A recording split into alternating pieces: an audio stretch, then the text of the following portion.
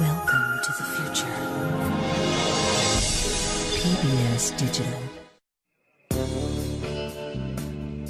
125 million miles away, a traveler is taking pictures for the folks back home.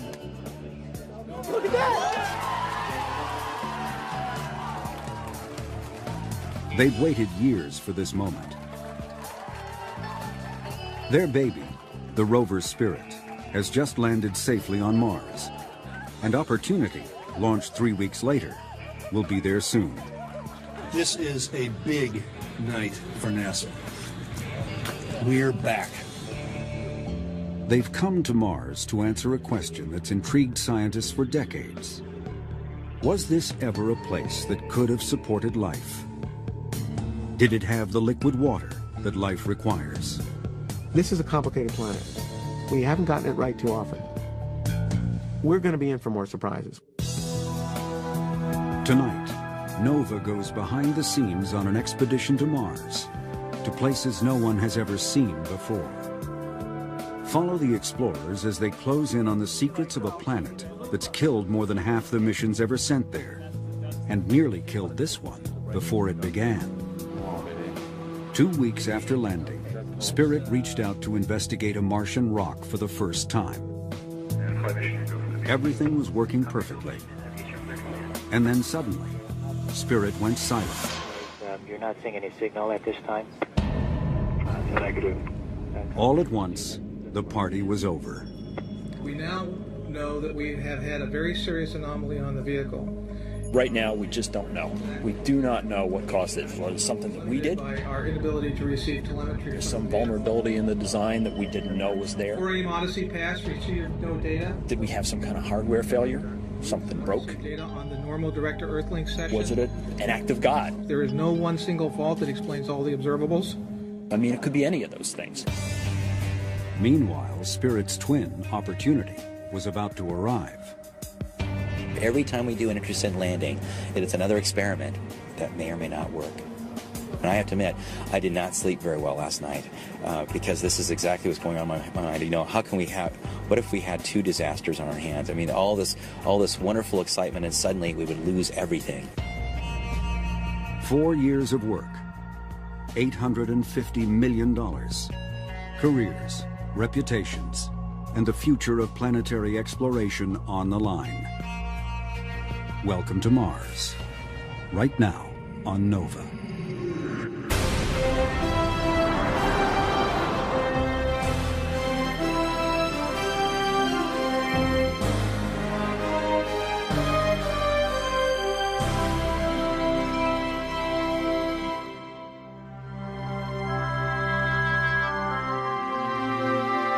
Major funding for Nova is provided by the Park Foundation, dedicated to education and quality television. Science. It's given us the framework to help make wireless communications clear. Sprint is proud to support Nova. We see one small step on Mars. Microsoft is proud to sponsor Nova for celebrating the potential in us all. And by the Corporation for Public Broadcasting, and by contributions to your PBS station from viewers like you. Thank you.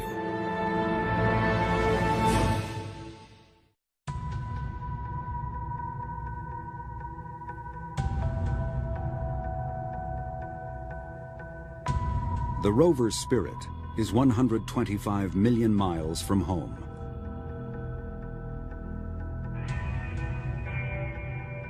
Whether it's alive or dead, no one knows. At NASA's Jet Propulsion Lab, mission controllers have lost contact with their $400 million robot. The station is confirming that they're not seeing a signal at this time, but they're still looking for it. Copy that.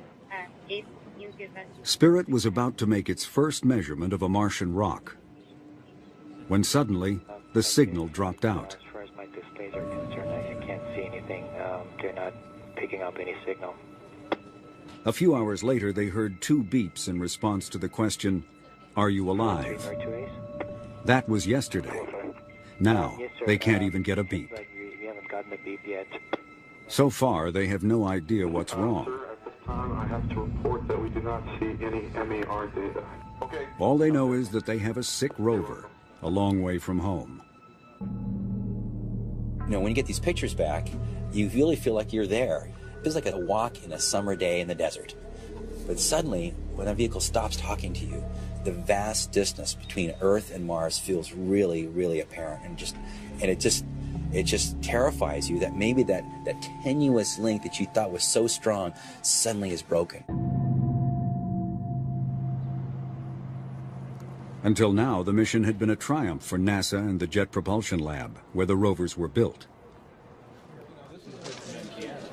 For more than 2 weeks, everything had worked perfectly. I don't want to speculate what the team Spirit was an international celebrity, in the news almost every day. With the risky airbag landing safely behind them, the most anxious moment came when it was time for Spirit to drive off the lander. We've got the vehicle completely deployed, ready to go, and now we're going to be sending it off onto this big first step. To put it bluntly, to screw up that step would have been a tremendous disaster. They would have preferred to drive off straight ahead, but part of the airbag was in the way. Rather than risk getting tangled up, they used the test rover in the Mars sandbox to practice a tricky move. A turn in place on the lander so they could drive off in another direction.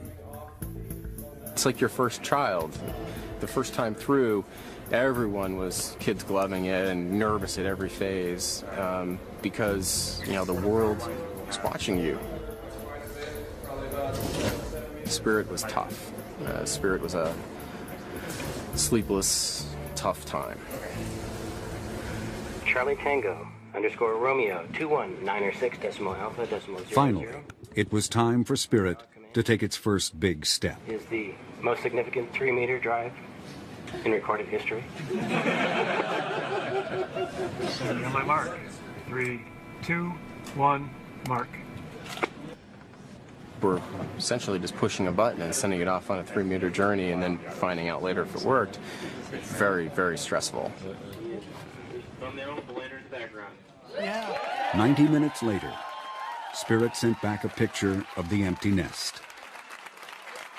With 6 wheels on Martian dirt, the most dangerous phase of the mission was over.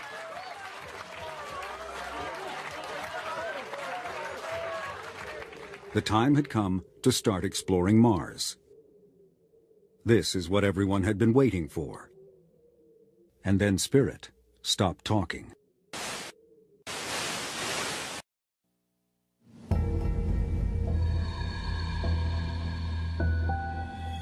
They did not see any sign of signal from the lander. Oh, we didn't see anything. Okay, copy that. The next day, when we didn't get any communications down, there were people sitting there saying, "Oh my goodness, this thing might not ever work." And then all of a sudden, when no one was expecting it, it started sending down data. Flight station reported that they're seeing signal at 143536 on all the downlink channels. That's great news. Let's see if we can look up. We got what appeared to be one of the messages that we really wanted to see. But as we went through it, and with the crowd of people around us, it became fairly obvious that it was just a really unfortunate piece of garbage data. We're going to look at some more, but it doesn't look promising. But even garbage is better than nothing. I was thinking, at least it's trying. So now we have a chance. Tracy Nielsen is the fault protection engineer. She helped design systems that put the rover in a safe mode when things go wrong. What they do here at JPL is they build a lot of robustness, a lot of fault protection capability, a lot of ability to keep the vehicle alive into the hardware. And what that does is it buys time. It buys time for some very smart engineers to go through the data and figure out what the hell happened. We're thinking there's a problem with the software, and so... They have lots of theories, But until they get some real data from the rover, they can't diagnose the problem. Get the same thing, so I mean, give us a minute. Copy that. Just want to understand. Thank you. There's a lot of pressure with get us the answers right now, and people 24 hours a day asking us what's going on, and we couldn't tell them anything.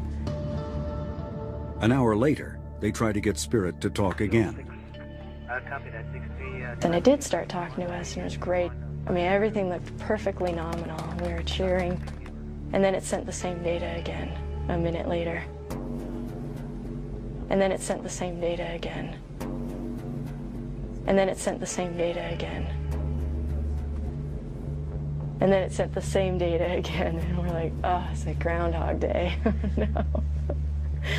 And then the signal dropped out. Just when Spirit seems to have lost its mind completely, it calls home again. Fault monitors, there's 72 monitors. And finally, there's some useful information. Spirit's computer has tried to reboot 66 times in the past 2 days. Copy that. When a computer crashes on Earth, you can press the reset button and start over. But when Spirit crashes, there's no one there to press the button. So it's programmed to reboot itself. And that's what it's been doing, over and over for 2 days, without shutting down at night to conserve its batteries. So when it's supposed to be asleep, the thing was awake for hours, thrashing around, doing we don't know what during the night. And the battery is getting, the power system is getting pulled down lower and lower and lower. The vehicle is not designed for some of the things that it was going through. They send a command to shut down, but it doesn't work. I wasn't even sure if we were going to make it. We didn't seem to be making progress in getting control of the rover, and if the battery just kept going down, we could have lost it. As night approaches, the unhinged rover is still wide awake. The automatic fault protection should shut things down before the power system is damaged. But it may not work in this crippled condition. With the rover on the dark side of Mars, the next chance for contact is 19 hours away, if Spirit survives the night. Work continues at JPL, searching for a common thread that links all the problems they've seen. Change the vault, how fast we're putting data in the pipe. Everyone could use some sleep. They settle for pizza. I went one day where I went 27 hours here at work. There's always one more thing to look up, one more thing to check. So even if you do go home, you can't really sleep.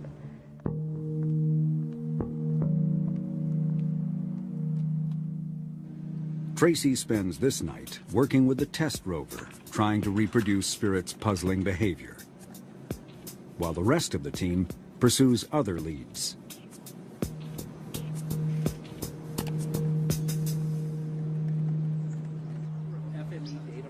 By morning, they have a suspect. The flash memory, Spirit's equivalent of a hard drive, where the computer stores data when the power is off. And as it turned out, there was a way, which we'd used in test, to isolate flash memory and keep it out of the picture altogether. Flight mission, here go. Still not knowing if Spirit survived the night, they send the command to restart without the flash memory.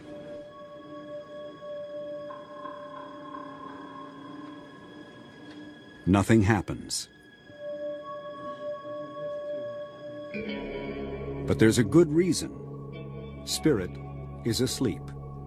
The fault protection worked, pulling the plug during the night, probably saving the rover's life. Later, Spirit wakes up and receives the command. Flight Ace, we've locked on telemetry 145414. And it works. Partial control of the vehicle. Even so, without the flash memory, Spirit can't do much. And they still don't know what's causing the problem. We are a long way from being out of the woods. It's going to be quite a while before we're doing science with this thing again. But we have got a way of talking to the vehicle now so that it responds appropriately. It has regained its sanity. And that's a good feeling. And not a moment too soon. Opportunity will be landing on Mars in just a few hours. Saturday night, January 24th. It's showtime at JPL. At 8:59 p.m., Opportunity begins its plunge to the surface of Mars. Spirit's crisis was a blunt reminder of how quickly things can go bad. And landing is the most dangerous moment they face. A nerve-wracking 6 minutes of automated parachutes and airbags that must work perfectly to work at all. If you go for that full emotional roller coaster ride, you're history. I mean, it is just emotionally too hard to take over and over and over again. Though this is an exciting ride, you know. If we get this vehicle down the surface of Mars, we'll be very, very, very happy. The spacecraft is bouncing on the surface of Mars and rolling around. The antenna is pointed in many different orientations. LCP, we see it on the LCP. We're seeing it on the LCP.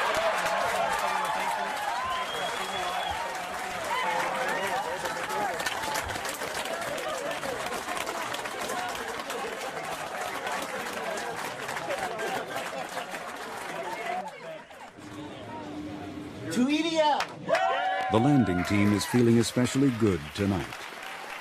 In the space of 3 weeks, they've beaten Mars twice. There's actually 3 things we need to do here. 1, drinks. 2, take a picture. And 3, go together to the press conference. For 3 years, delivering the rovers safely to Mars has been the focus of their lives. Now their role in the mission is over. Almost.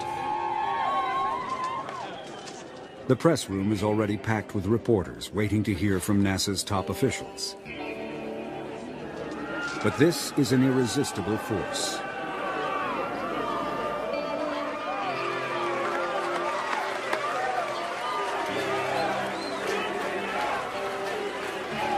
These engineers are now the world's leading experts at landing on Mars. Many of them are already at work on future missions.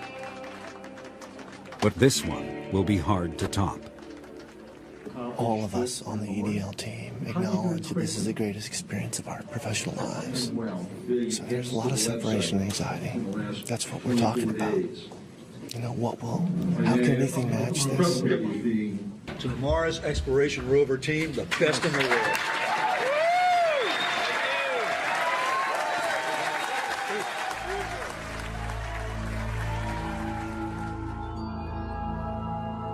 Spacecraft have been visiting Mars for more than 30 years. From orbit, they've seen ancient floodplains, dried up lake beds and river channels.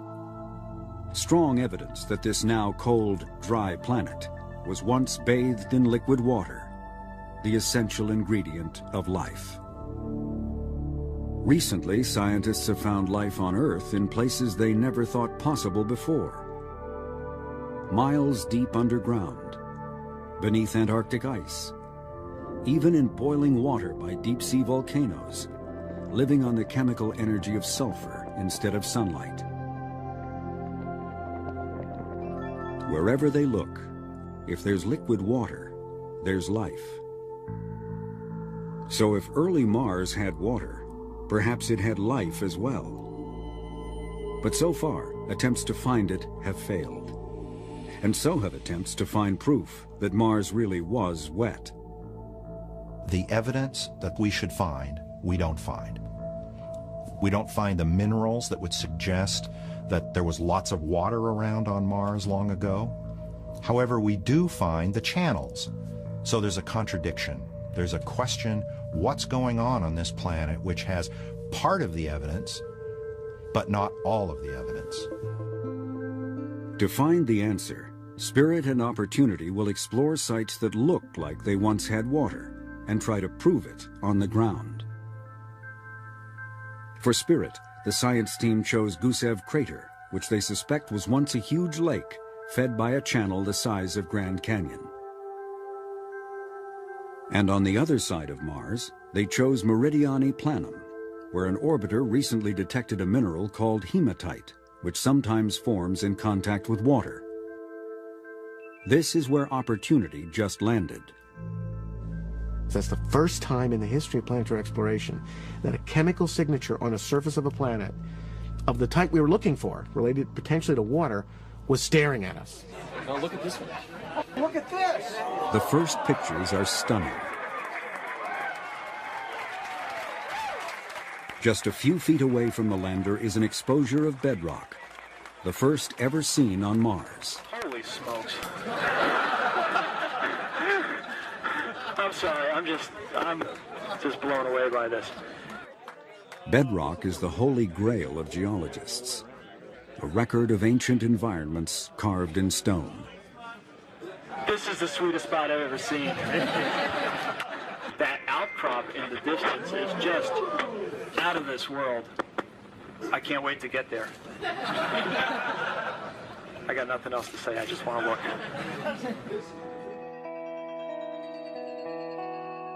When the full image arrives, they realize that Opportunity hit a cosmic hole-in-one, landing in a shallow crater. We got lucky. I mean, we just got damn lucky. You know, Tiger Woods couldn't do this.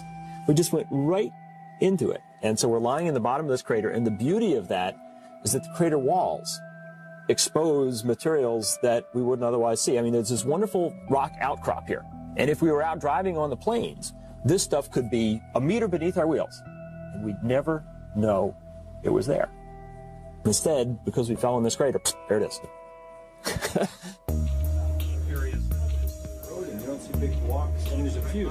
The science team has been planning, rehearsing, and dreaming about this for years. Led by principal investigator Steve Squires, this all-star collection of geologists and planetary scientists is about to start exploring Mars in a way that's never been done before. Right away, they're confronted with something new. The rock seems to have fine layers running through it. Layers suggest the possibility that it's sedimentary rock, formed by the accumulation of sand or mud, perhaps on the floor of an ancient sea. Or it may just be hardened layers of volcanic ash. Volcanoes covered much of Mars in lava and ash billions of years ago. And until now, scientists have seen little evidence of anything else. Most of the rock on Mars is volcanic lava flow. This is something else. This is an unusual Martian rock, at least compared to what we've seen everywhere else. The fact that these rocks are layered says that one possible origin for these is that they were laid down in liquid water. We do not know what's going on here, but the beauty of it is we have preserved in front of us a record that will answer that, and we have on our rover a toolkit of gizmos that will tell us that answer. A week later, Opportunity rolls off the lander. They look for the hematite, the water-related mineral that drew them here in the first place. The infrared spectrometer, called Mini-TESS, can identify minerals according to how they absorb and radiate heat. A false color image shows lots of hematite in the red and orange areas, and very little where it's blue and green. The areas with the least are where the airbags left their imprints. Then, with the microscopic imager on the robotic arm, they take a series of extreme close-ups of the soil and find another puzzle. Tiny spheres the size of BBs litter the ground. A short drive forward brings the rover close to the outcrop. Another image, with the color tweaked to distinguish different materials, reveals more spheres. And more close-ups show them eroding out of the rock. Embedded in this outcrop, like blueberries in a muffin, are these little spherical things. and they're really, really round, and we're trying to figure out what they are. Just a few days into the mission, Opportunity has turned up evidence of something, but exactly what remains to be seen. It's like a mystery novel, okay? You know, you read a mystery novel and you get fed these clues. And we're trying to piece these clues together. Right now we got a partial story, and it's, I don't know how it's going to come out. Spirit is ready to get back in the game. The engineers found that the problem was simply too many old files in the flash memory. I'm sure Opportunity is thankful to Spirit for finding this problem, because they would have been there in about a week, you know, and we would have had 2 rovers with, you know, 15 stalls of debug. When they're sure that nothing else is wrong, they delete the old files, pronounce Spirit cured, and chalk it up to growing pains. The Spirit rover always seems to have been a bit of the trouble child.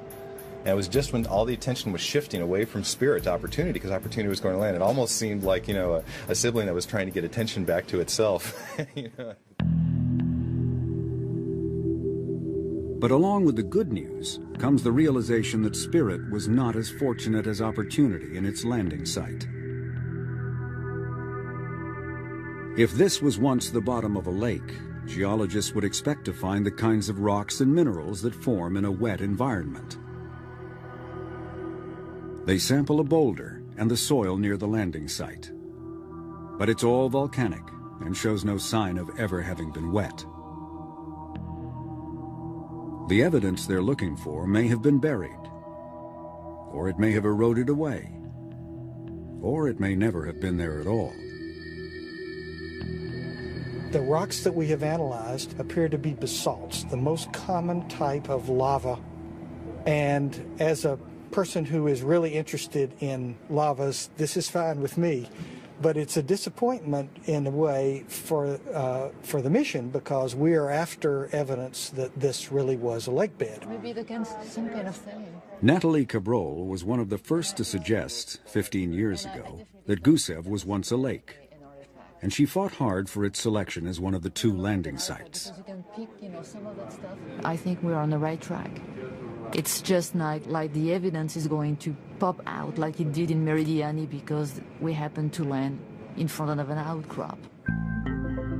If the evidence of water has been buried, a good place to find it might be in the exposed walls of a small crater in the floor of Gusev. From Spirit's landing site, it's 300 meters to a crater they call Bonneville. Bonneville might give us an interesting insight on what's underneath our feet. It will take weeks to get there, but it's the best chance they have. We're kind of grasping at straws here, looking for the right stuff. It's a tougher site, it's a harder site to love, but it's what Mars has given us. So. Back at Meridiani, Opportunity's team is ecstatic. They've spent the past week traversing the outcrop, creating a close-up photo mosaic. Now they're selecting targets for closer study. I think we're all in Mars Geology 101 here. It's an experience where we look at the evidence and say, well, what could this possibly be? This is an alien planet, and we don't know what we're going to see when we get down close and personal with this rock. With each picture that comes down, there's really an expectation that you just might break the whole thing open. If this outcrop was ever exposed to liquid water, there will be clues in the chemistry of the rock. And that's what Opportunity is looking for. The rovers have 2 spectrometers on the robotic arm. One can identify minerals containing iron. The other sees chemical elements. Both work by bombarding the target with radiation and reading the signal of what bounces back. Every element and every mineral has a unique signature. So far, the instruments have seen a lot of sulfur, a common chemical element in volcanic gas. If the gas mixes with water, it can make sulfuric acid, and that can react with certain rocks to produce mineral salts called sulfates. A lot of sulfates in this rock would be evidence of water. But the sulfur seen by the instruments may be just a thin coating on the surface. The only way to tell for sure what the rock is made of is to get a clean look inside.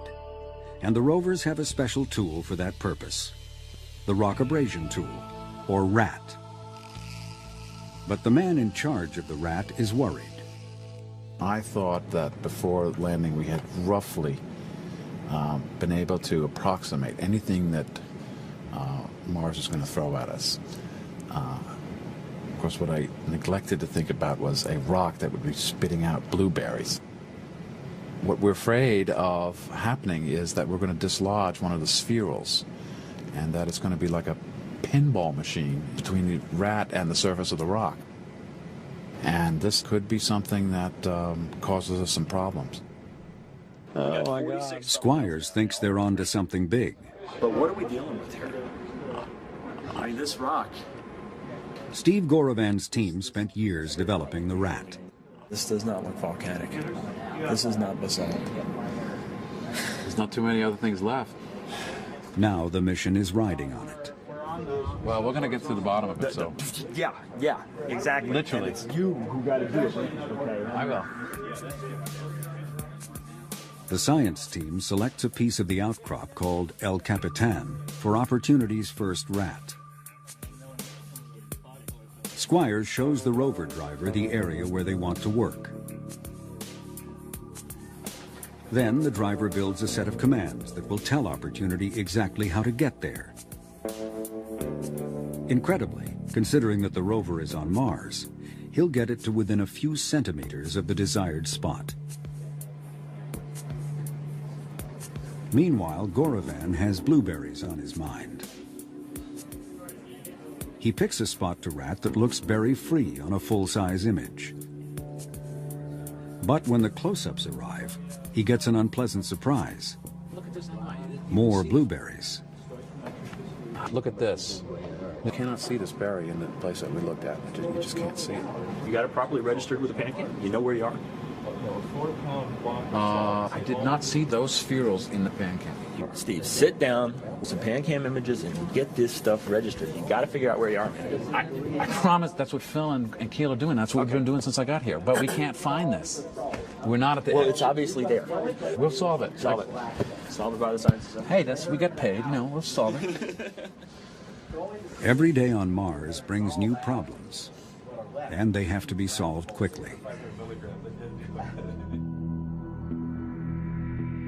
The rovers wake themselves up each morning when the sun hits their solar panels, at which point they're ready to receive instructions for the day. But they're on opposite sides of the planet, so as day begins for one, it ends for the other. That means round-the-clock operations for two science and engineering teams, trying to take advantage of every waking moment for each rover. And there's another problem. The Earth day is 24 hours long, but the Martian sol is 24 hours and 40 minutes. Every day the rovers wake up 40 minutes later. And to stay in sync, the people on Earth must do the same. So if the day starts at 7:30 on Monday morning, on Tuesday it's 8:10. On Wednesday, 8:50. This way, it's better. A week later, it's 2:10 in the afternoon. And so on, marching relentlessly around the clock until everyone is in a state of permanent Martian jet lag.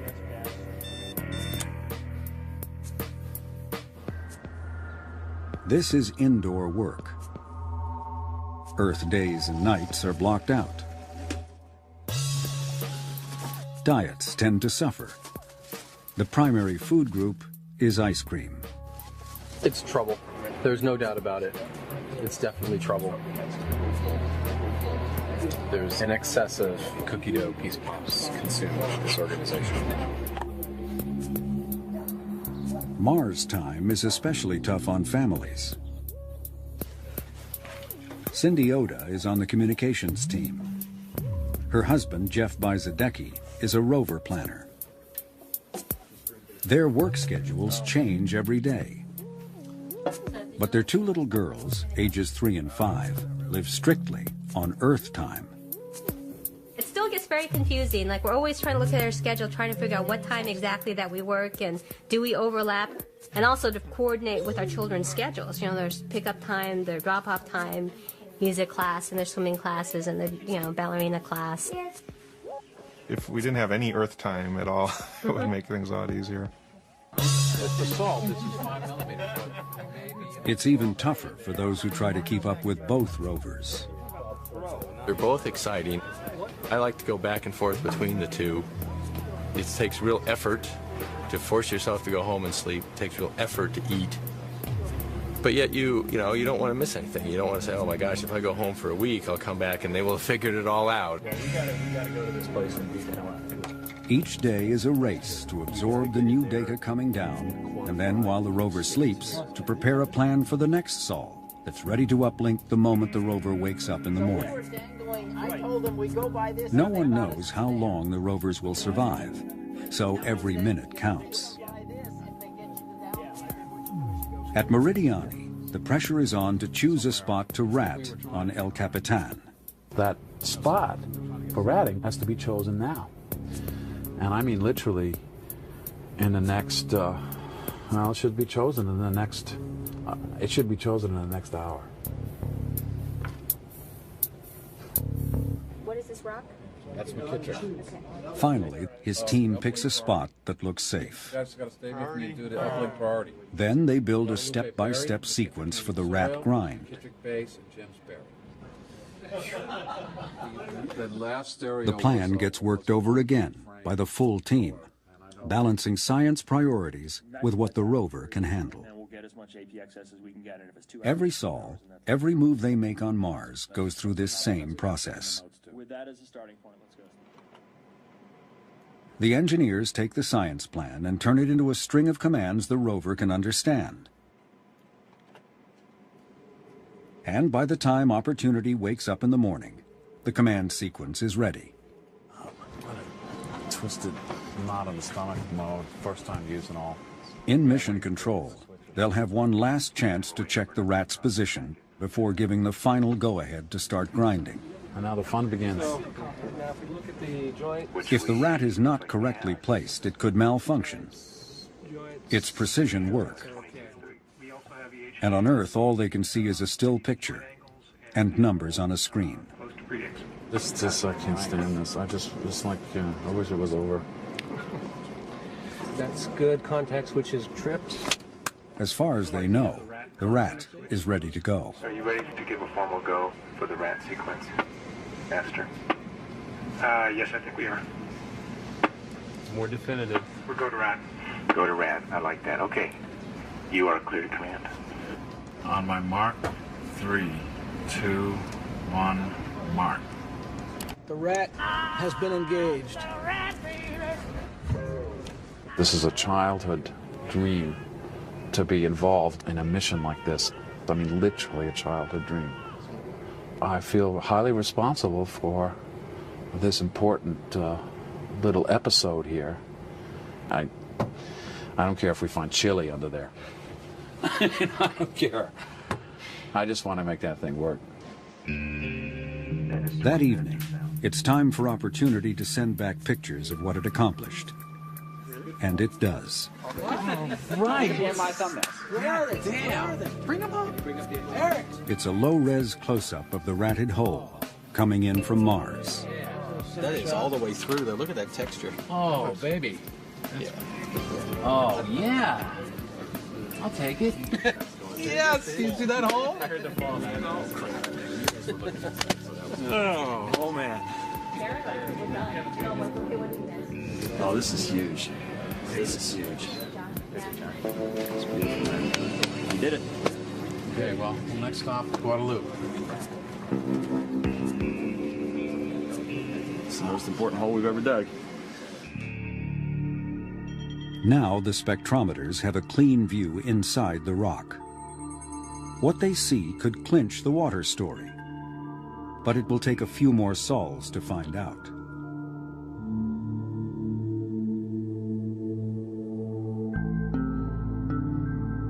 At Gusev, Spirit is closing in on Bonneville Crater, and there's still no evidence of an ancient lake. But Mars is what Mars is. I happen to really like the Gusev site because it's working class Mars. You know, it's the 98% of Mars. We went thinking we might find a lake, but what we're finding is lavas and dust and craters and impact processes and the winds blowing for eons. That is probably most of Mars. Gusev is just good solid down-home Mars. That could change when they see what's over the rim of Bonneville Crater.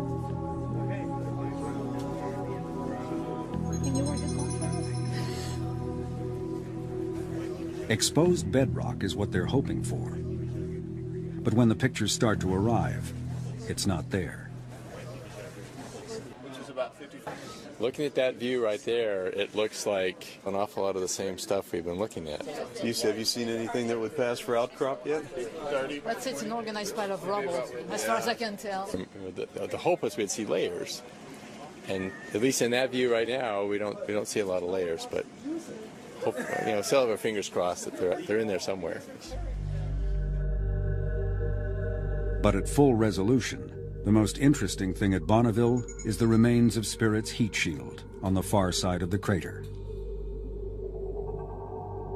They'll spend a few sols exploring the rim, but there's no reason to risk driving into a hole they might not be able to get out of. A more tempting destination is 2.5 kilometers to the east, the Columbia Hills, which from a distance show hints of layered rocks that could be interesting. But it will take another 3 months to get there. Another long wait for the scientists. Disappointed, maybe, but not to the point that, we're forgetting that the good stuff is all around us and more and better is to come. It's at the same size scale as the other points there. At Meridiani, everything seems to be pointing to water. But they have to resist jumping to conclusions before all the evidence is in. Anybody in the world can look at this data. The same data we're looking at right here is all available on the web. So there are some kind of frustrated geologists out there. They're wondering what's taking so long to figure out the obvious. First, the blueberries. Nature has more than one way of making things round. An asteroid impact or volcano can spray molten rock into the air, where droplets harden into tiny beads and fall back to the ground. Well, imagine if that's happening. Boom, a bunch of these things fall in. They're all going to be concentrated in one layer, right? We don't see that. They're dispersed. Best guess is that they're concretions now, I think. They think it's more likely that the berries are something called concretions, mineral deposits that grow in water-saturated rocks, like pearls and oysters.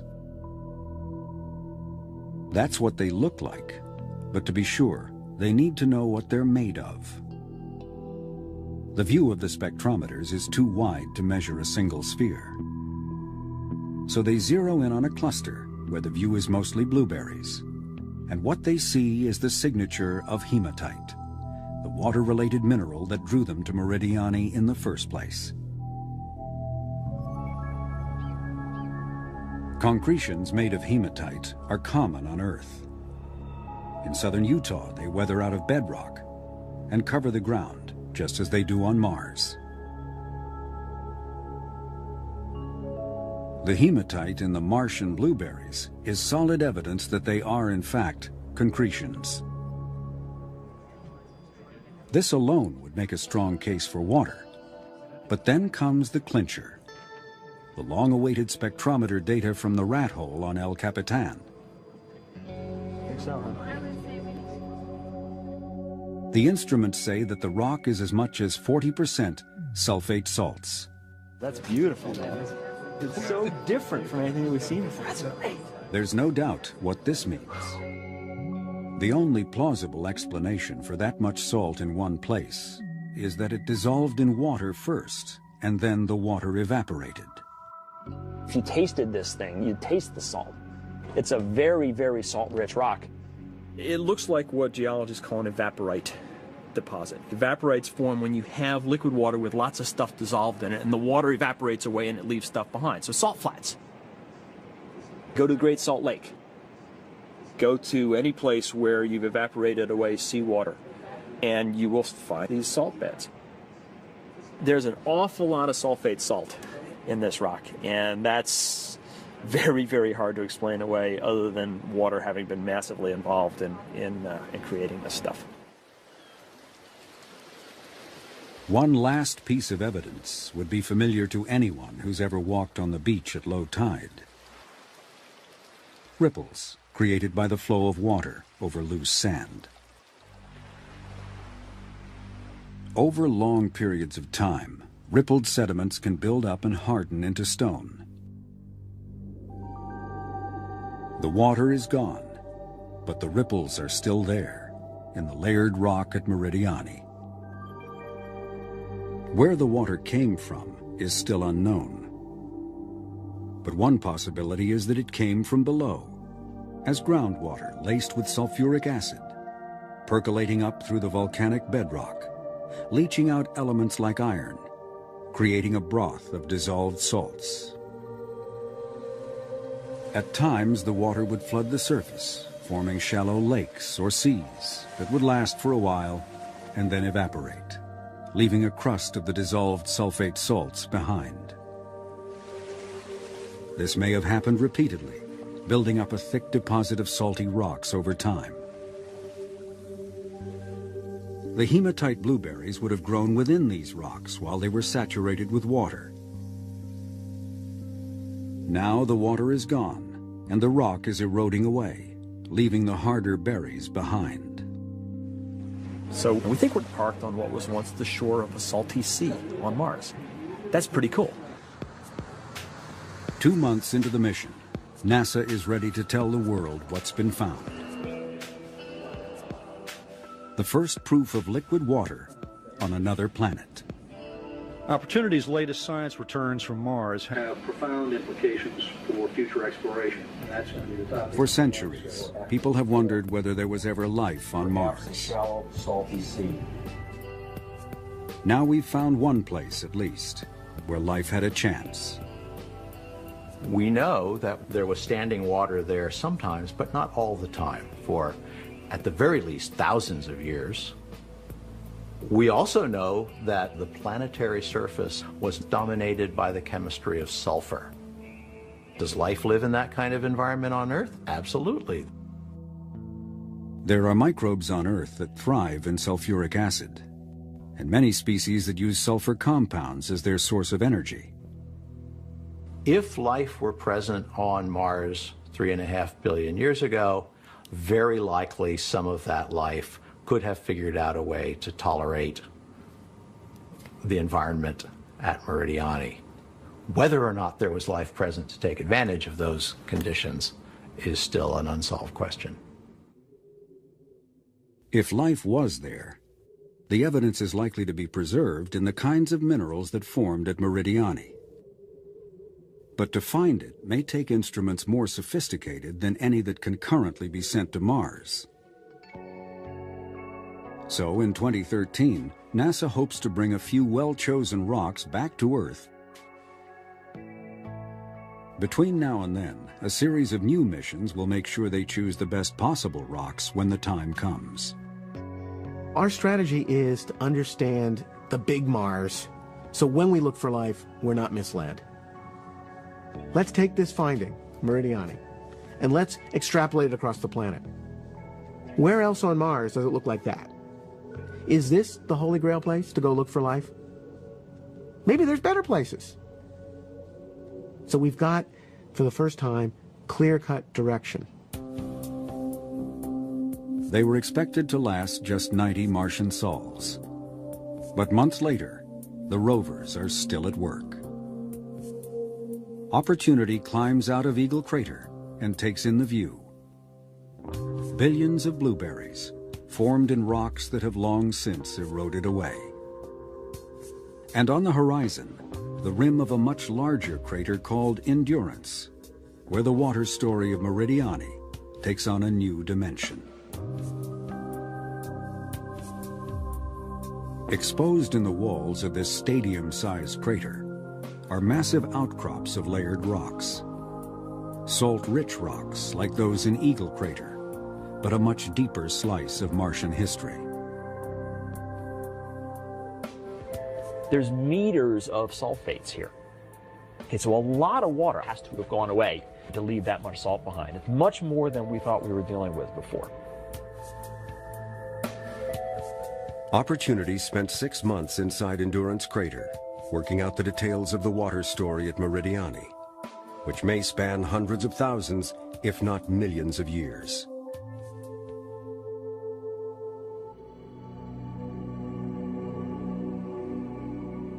And then there's Spirit, the long-distance traveler.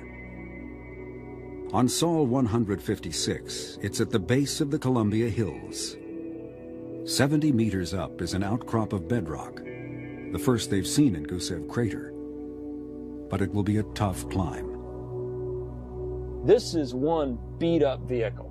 This thing has traveled for 3 kilometers. It's coated with dust. We got a gimpy wheel. You know, that front right wheel is hurting. If it was a fresh vehicle, I'd say, yeah, we could climb this hill. As it is, it's going to be a struggle. A month later, Spirit has beaten the odds and become the first mountain climber on Mars. And it's here that the rover finally gets lucky. Orbital maps suggest this bedrock is older than the floor of Gusev Crater, and possibly older than any lake it may once have held. But the instruments detect goethite, an iron mineral that can form only in the presence of water. This may prove to be a different water story than the one Spirit was looking for. In any case, it will add a new dimension to our picture of Mars. At Gusev, we get 2 different pictures. The rocks in the Columbia Hills can tell us something about very early events in Martian history. They also tell us that in the last 3 billion years or so, not much has happened. It's been cold, it's been dry, it's been quiet. Meridiani, wonderfully enough, fits into the interval between those things.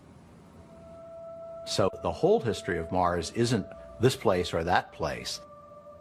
They both show us a real Mars at different times in its history.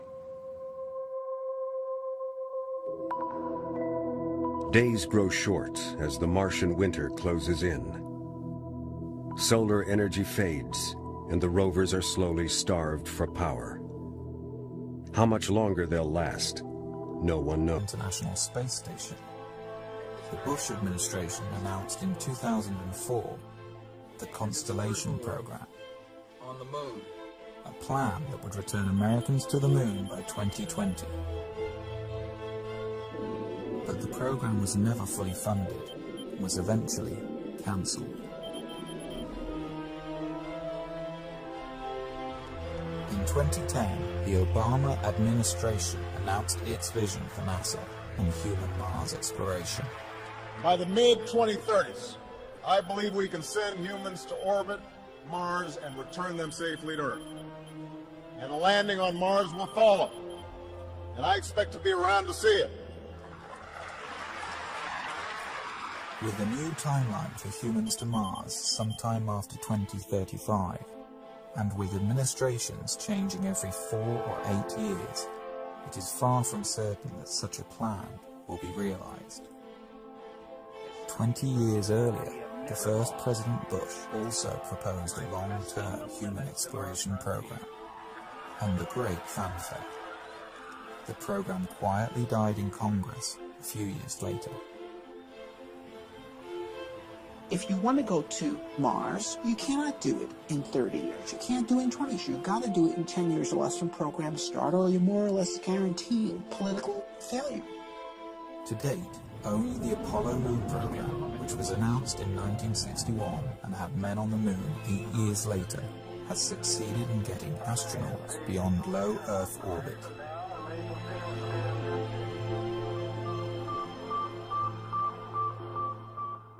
I was 5 when Sputnik flew.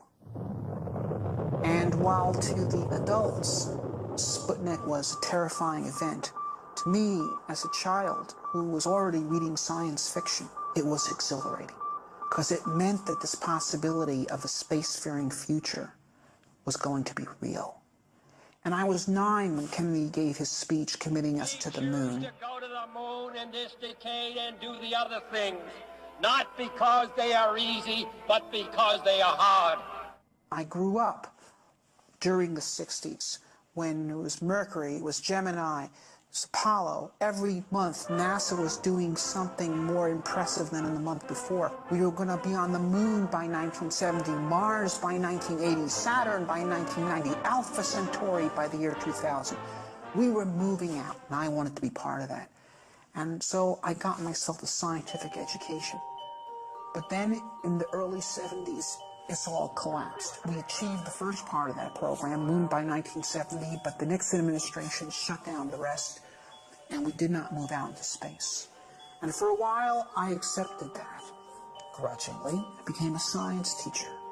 But then in the early 80s, something hit me, and I said, I'm not going to accept myself doing less than what I had dreamed of doing when I was a boy. Zubrin went back to graduate school, getting advanced degrees in engineering and aerospace. He then went on to work at Martin Marietta, which later became Lockheed Martin, designing interplanetary missions. It was here that Zubrin's obsession with the Red Planet began to take hold.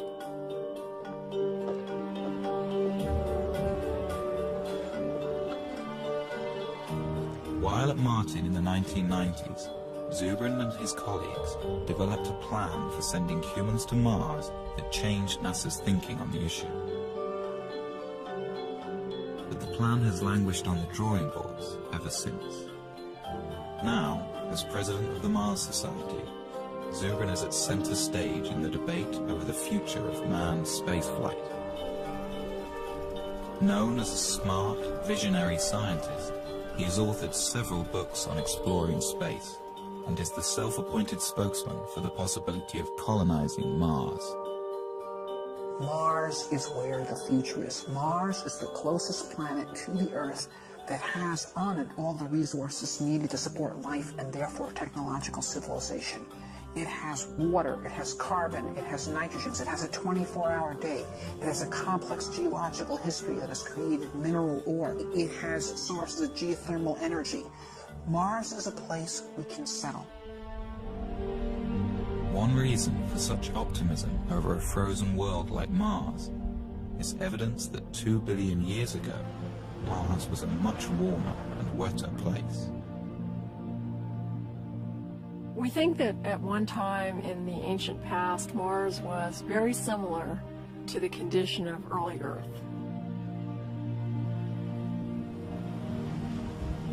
This Martian warm age lasted for over 1 billion years and could have been a suitable environment for the development of life. If we go to Mars and find evidence of a second Genesis on Mars, I think we can conclude that the universe is full of life. We can probably conclude that on some planets that life evolves to more complex forms, and I think we'd be reasonable to conclude that intelligence could also emerge on some planets as well. It really does answer the question, are we alone? And that, to me, is a question that transcends science. It's a philosophical, societal, as well as scientific question. To me, that's the big prize. That's why Mars is interesting. That's why human exploration makes sense.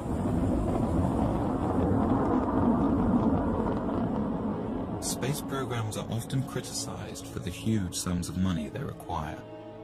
Although the American space program is less than 1% of the federal budget, a human mission to Mars may have to wait for better times. There are those who say that we have many problems to deal with here on Earth, and we need to postpone ventures such as the human exploration on Mars until these problems are solved. Well, there were many problems in Spain in 1492. And there still are. There are problems that need to be dealt with here on Earth, and should be dealt with. But we also have to think of the future. We also have to think about opening up new volumes in human history.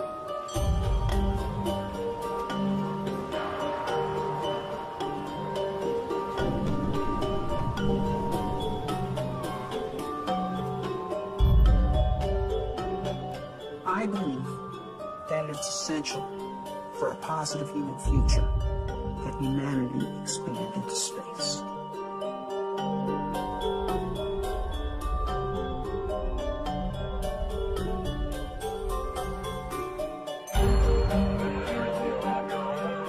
The greatest value that we got out of Apollo was the creation of intellectual capital through the inspiring of millions to go into science and engineering to be part of the great adventure of human expansion into space. There's a phrase that happened with the Apollo program, which was, if we can go to the moon, we can. And then everybody's filled in whatever they were interested in. Build mass transit, cure cancer, do this, do that. The point is, it did give us a sense that we could accomplish great things. It did bring out the best of us. We excited a generation of engineers and scientists. The generation that built the computers and cell phones and all the technology everybody uses today and takes for granted. If we set humans to Mars as our goal, we'll get millions of new scientists that will create new inventions, new industries. This is the enormous payback, and we can get it if we set the kind of challenge that will inspire the youth. To Zubrin, civilizations like people thrive on challenge and decay without it. We have everything we have today because of our predecessors who had the courage to leave the world of the known and go out into the wilderness and build new cities. And if we stop being people like that, then we will hand down much less to our posterity than our ancestors handed down to us. So there's the choice in life. One either grows or one decays. Grow or die. I think we should grow. History proves that we have never lost by pressing the limits of our frontier. In the summer of 1989, the first President Bush announced the Space Exploration Initiative, directing NASA to draw up long-term plans to get humans back to the moon and begin developing a program of manned Mars exploration. At Martin Marietta, Zubrin and his colleagues looked forward to moving NASA's space program outwards after 2 decades in low Earth orbit. Of course, we were very excited when Bush made his call saying that he was making a national commitment to implement such a program. NASA assembled a large team to take on the space initiative. In 90 days, the team developed a 30-year plan that required an enormous buildup of space infrastructure. What the NASA bureaucracy decided to do was basically design the most complex mission they possibly could in order to make sure that everyone's pet technology would remain mission critical, which is the exact opposite of the correct way to do engineering. First, NASA would triple the size of the planned space station and add enormous hangars, as well as free-floating fuel depots, checkout docks, and crew stations. Then, on the moon, they would construct more shipbuilding facilities, bases, and depots. Next, the moon crew would construct the Mars ship, a huge craft dubbed by its detractors as Battlestar Galactica. This ship would carry everything to Mars over an 18-month flight. Once in Mars orbit, a small group would descend to the surface, spend a few days, then plant a flag in the ground and go home. The plan became known as the 90-day report. To those of us at Martin who had been engaged in designing Mars missions, when they saw the monstrosity of complexity of the 90-day report, we were dismayed, and it was readily apparent to anyone with any insight that that program would fail politically. The plan was submitted to Congress. The estimated cost, $450 billion. The legislators went into sticker shock. This would have been the single most expensive program for the United States since World War II. By the end of 1990, Congress had refused all requests for SEI funding. When the realization came that SEI was doomed, Zubrin wrote a memo to his colleagues at Martin Marietta, outlining his problems with the NASA plan and arguing for a more direct approach. Zubrin favored launching a Mars mission directly from the surface of Earth, using only existing rocket technology. This negated the need for a lunar base and avoided the complexity and cost of building ships in space. He also objected to NASA's plan for a short surface stay on Mars, a mission that would amount to little more than a flag and footprints exercise. To Zubrin, we were going to Mars to explore and develop a new world. To maximize surface time, Zubrin proposed using a faster flight path, known as a conjunction-class mission. This would mean a crew could arrive on Mars after only a 6-month journey. They would then remain on the Martian surface for a year and a half. This would give the team time to explore a wide area and conduct detailed research about the planet. Then, as the Earth return window opens, the crew would launch from Mars for the 6-month trip home. Zubrin was convinced that a simplified, more robust and cost-effective mission could be designed using these principles. Along with several like-minded colleagues, Zubrin decided to ask management at Martin to allow them to design alternative Mars missions. The management approved that, and we formed a team. It was known as the Scenario Development Team, of just 12 people from the whole very large Martin company. One team member, whose thinking was closely aligned with Zubrin's, was David Baker. I went off to my office and said, all right, how would I do a Mars mission if I had to pay for it and I had to go on the ride? And I said, well, it's going to be simple. It's going to be no on-orbit assembly. I really tried to take everything out of the mission that didn't absolutely need to be there. While the rest of the team focused on longer-term, more traditional mission plans that required on-orbit assembly, Zubrin and Baker decided to collaborate on a mission that could be done near-term. We decided to do Mars the way Lewis and Clark did America. Okay. Use local resources, travel light, live off the land. Zubrin and Baker were convinced that a Mars mission could be launched directly from the ground. The other team members felt this was impossible, that the weight of the rocket fuel required for a round trip to Mars was so enormous it would render the launch ship impossibly heavy. To solve this problem, Zubrin was exploring a radical idea that had been kicked around the aerospace industry since the 1970s. The idea was to produce a methane-oxygen rocket fuel directly from the Martian atmosphere. It was a relatively simple and robust chemical engineering procedure that was done commonly in the 1800s, the era of the gaslight. If the idea worked, astronauts could land a relatively light ship with empty tanks. They wouldn't have to ship all the fuel with them for their return trip. This would radically lower their size and weight. The only problem was methane-oxygen fuel requires a hydrogen component.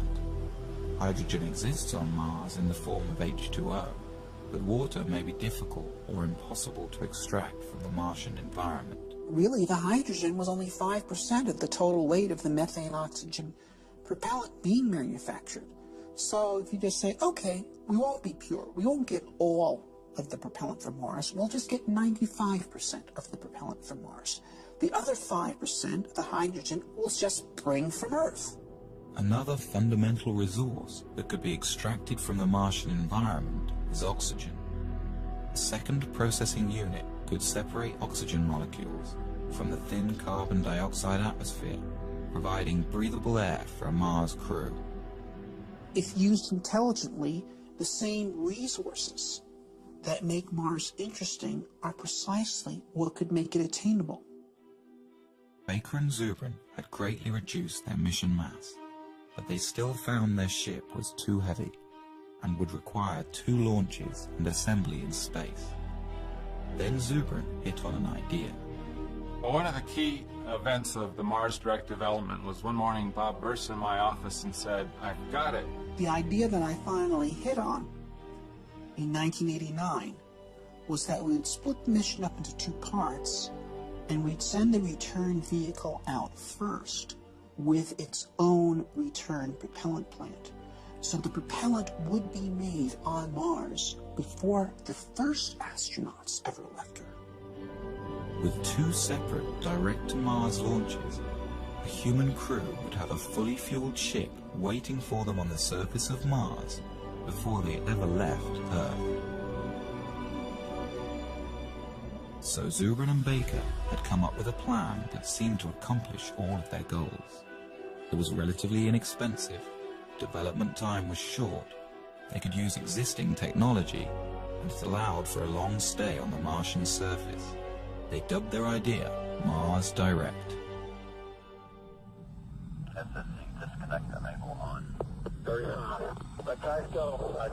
Aboard an Ares rocket is the Earth Return Vehicle, or ERV. No one is aboard this ship.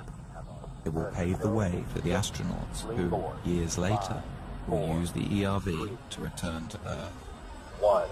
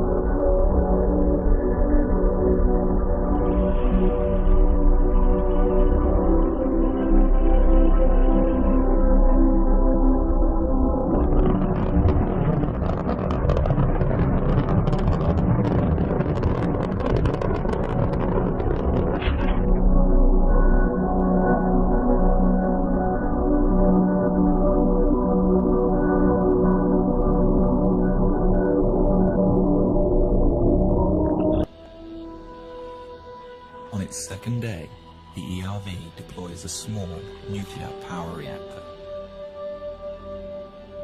The reactor powers a chemical plant inside the ERV.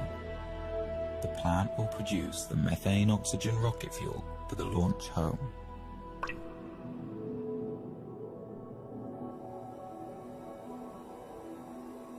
Nearby, a second robotic rover is guided to a pre-picked landing site for the human crew. It places a radar transponder to help guide the astronauts in. The long journey to land a human being on Mars begins. 3, 2, 1, engine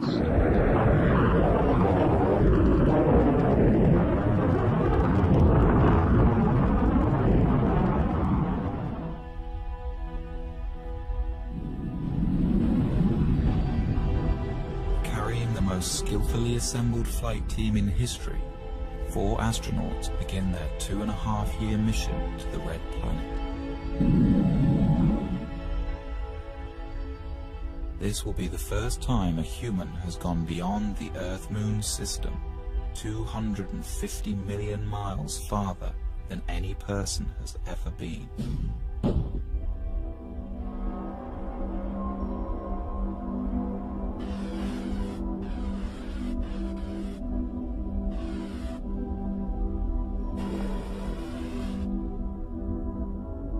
To counter the health problems of zero gravity and And to fully acclimate the astronauts to Mars, the ship will deploy a weighted tether attached to the last stage of the spent rocket booster.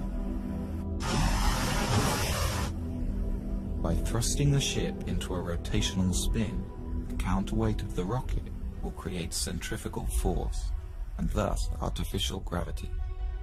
The crew will be able to live with their feet planted firmly on the floor during their 6-month transit.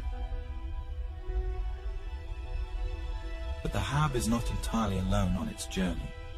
Just ahead of it is a second ERV, identical to the first. Launched just a few weeks prior to the HAB, it will prepare the way for a second human crew that will follow 2 years later. It can also function as a backup for the first mission, if anything should go wrong.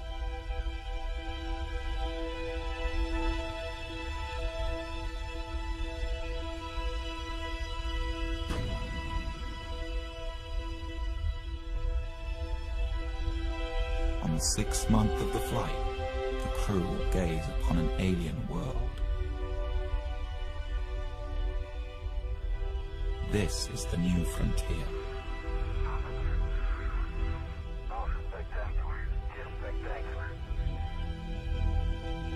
After days in orbit and satisfied with the landing conditions, the crew will receive final word from Mission Control on Earth. All systems are go for entry descent landing. 3, 2, 1.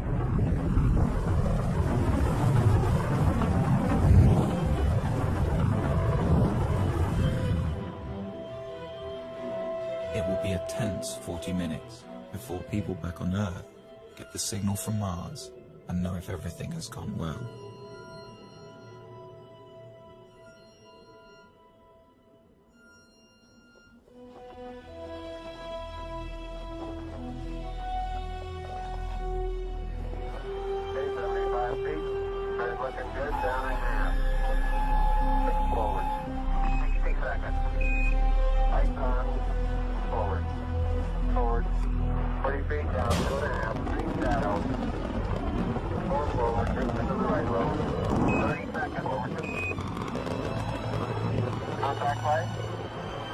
Okay, engine stop. Proceed on the altitude. We're on Mars, everybody.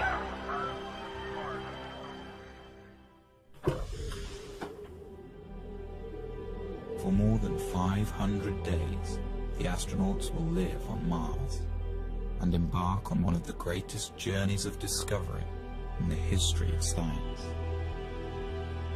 Will they find life? Or the fossilized remains of past life?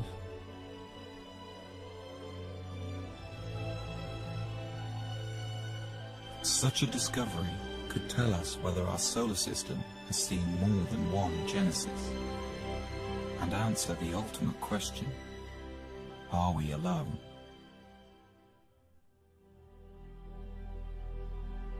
In any case, these explorers will be learning how feasible the colonization of Mars really is, and whether or not mankind has a future among the stars.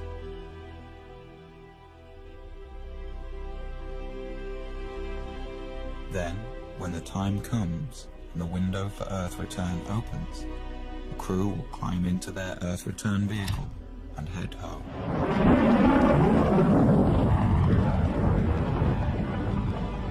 They will arrive home heroes, the first to stretch the limit of man's expanse from one planet to another, their names added to the list of great explorers of new worlds. In their footsteps, others will follow.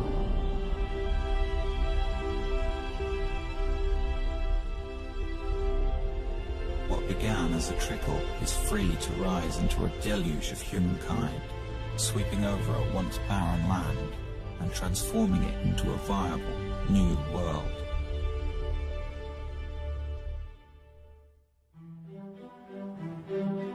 When Baker and Zubrin presented Mars Direct to their bosses at Martin, they expected the worst.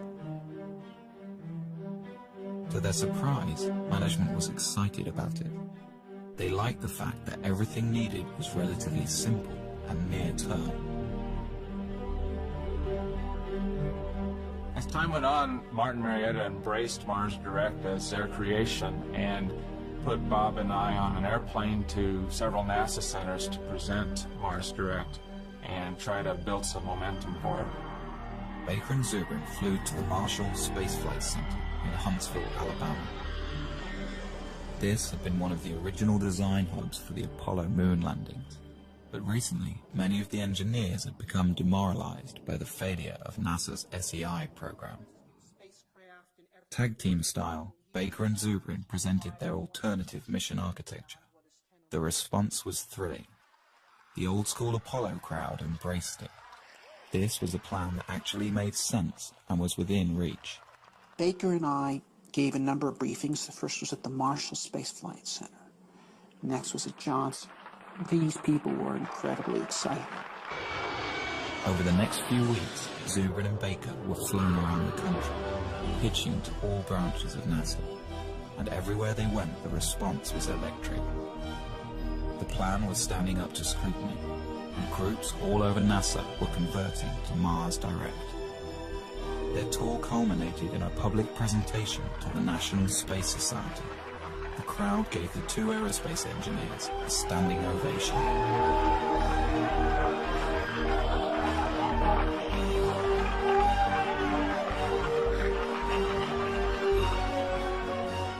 A week later, the story was in newspapers around the country.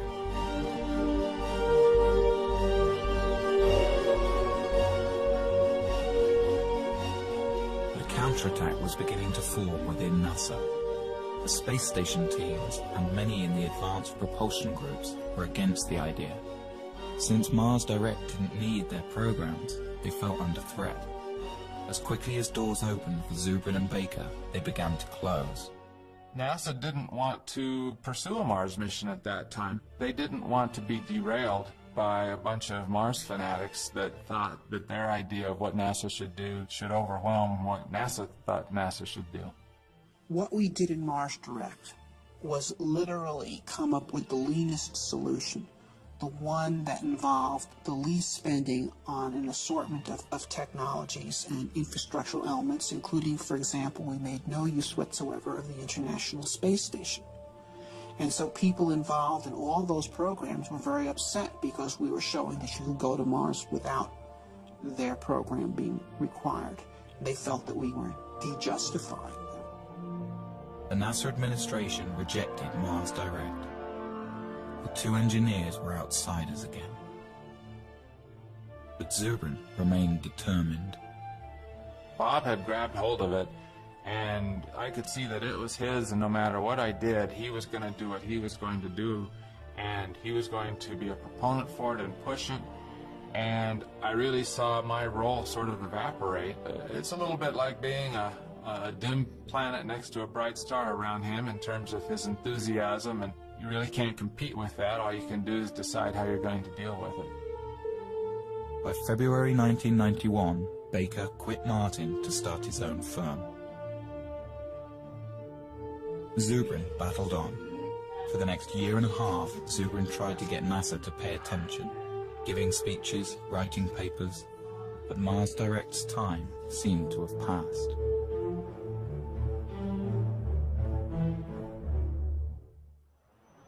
But then in 1992, a new administration came into power at NASA, and Zubrin saw a second chance. I was invited to brief Mike Griffin, who was the Associate Administrator for Space Exploration in charge of the whole Space Exploration Initiative.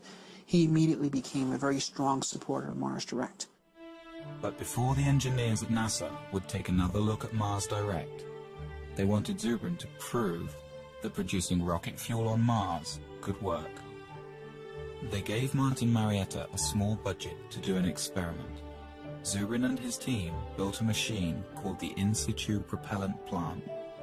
It could take carbon dioxide, the dominant gas in the Martian atmosphere, combine it with a little hydrogen, and produce a methane-oxygen fuel.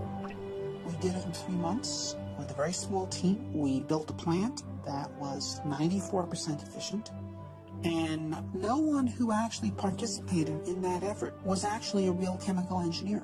They were all aerospace engineers, like me, who were simply dabbling in chemistry in order to prove to NASA that 19th century chemical engineering really worked. With the experiment a success, the administration had Zubrin give detailed briefings of the mission plan to the engineers at the Johnson Space Center.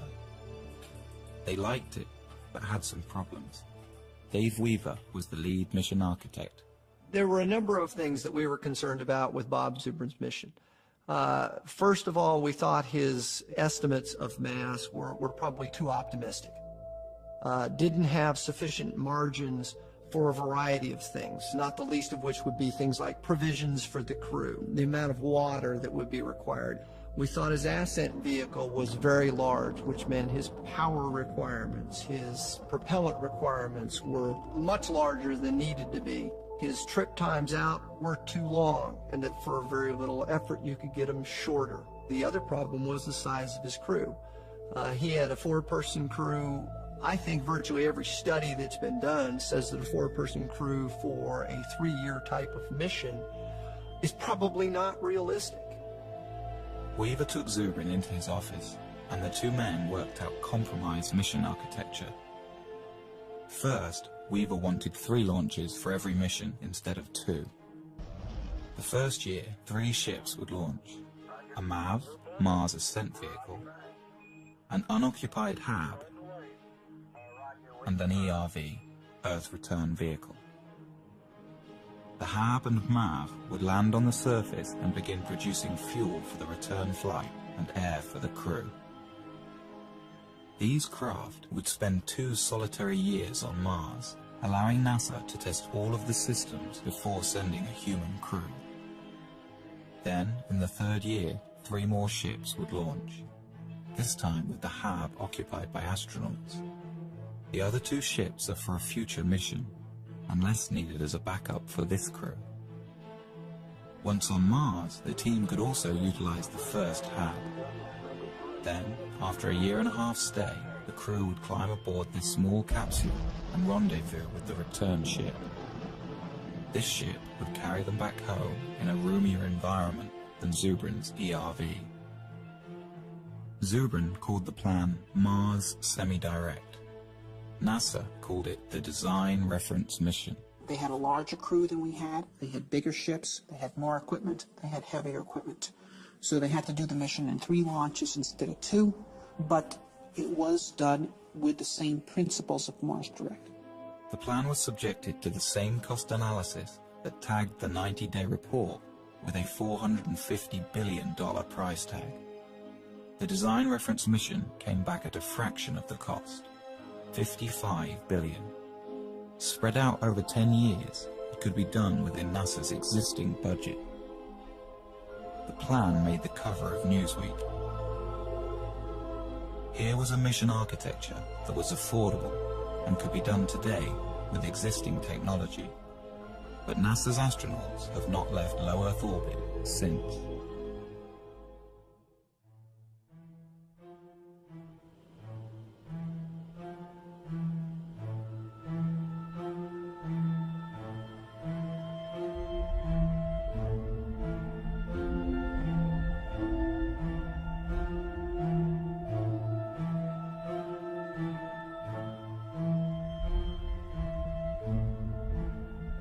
With the completion of the International Space Station and the retiring of the Space Shuttle program, a debate rages over the future of space exploration. Should NASA continue to focus on low Earth orbit, developing technologies for the future? Or should NASA have a goal, like it did in the 1960s with Apollo? The way we got to the moon was by a presidential imperative that demanded that NASA get to the moon within a decade. So NASA was forced to sit down, design a plan for how to do that, and then fly the mission. Since that time, without the presence of a driving imperative, we engage in basically a random set of constituency-driven programs which are justified ad hoc afterwards by the argument that they could prove useful at some time in the future when you actually have a plan to go somewhere. I think NASA has focused on a steady process where the government can't just pull the plug on their funding. I think the Apollo cancellation was very traumatic for NASA, and it really transformed NASA from what it was in the 60s to more of what it is now. If you have a singular program like going to Mars, then it is very vulnerable to having its funding pulled. NASA must be destination-driven. It is the only thing that allows the agency to be productive.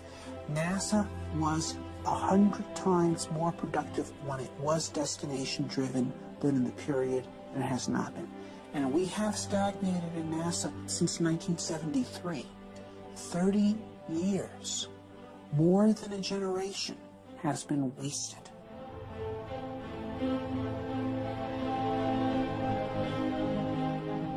The American space program's been stagnant for 30 years. There's a once-in-a-generation shot right now to get it moving again by giving it a goal that'll take it somewhere. So the stakes today are high. If you ask me if I am nervous right now, I am.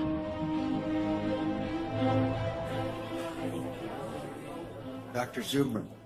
Why is NASA stuck in low Earth orbit? The problem with NASA's lack of current achievement is not money. The problem is lack of focus, it's lack of a goal. It shouldn't be humans to Mars in 50 years. It should be humans to Mars in 10. We can do this. We do not need gigantic nuclear electric spaceships to send people to Mars. That is pork, it's nonsense. The primary question I get from American people is, why aren't we doing this? There's a big sense of disappointment, almost verging on a sense of betrayal. The purpose of spaceships is to actually travel across space and go to new worlds, not to hang out in space and observe the health effects from doing so. Dr. Zubrin, in your testimony, you were very passionate, but you also were mad. You're mad we haven't done this, or that this vision has been stolen from a generation? I guess you could say that. It's like Columbus coming back from the New World and Ferdinand and Isabella saying, so what, forget it, burn the ships. Okay, that's what has happened in this country.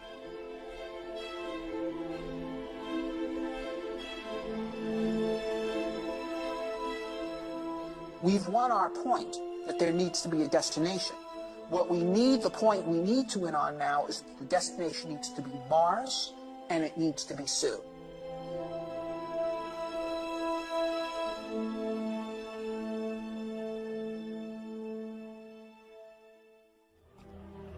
The movement to send humans to Mars in the near term began at the University of Colorado in 1978. A graduate student in astrogeophysics named Chris McKay gave a small seminar on the possibility of introducing life to Mars. I got interested in Mars in graduate school. I entered graduate school the same year that Viking landed on Mars and sent back these images. And it sent back data that showed all the elements needed for life are here on this planet. And yet there's no life here. I don't know, that's odd. It's sort of the lights are on and nobody's home. And I thought, well, that's curious. So some of my other grad students and I, we sort of got together to talk about, well, if there's no life on Mars now, could we put life there? And that evolved also into the question, well, maybe there was life in the past, and we could find fossils, evidence of it. Well, how would you do that? Well, you do that by sending people there. Together with fellow graduate students, the group decided to put together a small conference to discuss the matter of human Mars exploration. We basically just started a forum. We invited everybody from all the NASA centers and from all the universities who were involved in it, and they all came. And it really was, in retrospect, I realized a very important step toward building a consensus for human exploration of Mars. In 1996, I published my first book, The Case for Mars, and the response was phenomenal. I got 4,000 letters from all over the world.